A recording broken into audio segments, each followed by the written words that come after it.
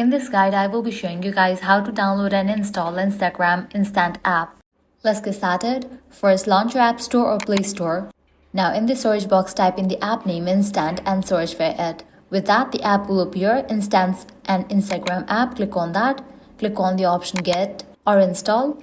You might be prompted to enter your Apple ID's password or use your Face ID for the verification. After you complete that, download process will start. Once completion of its download, you can launch it. Now select the Instagram account that you want to use to log in. Click on Try It. Now allow all the access such as camera and photos.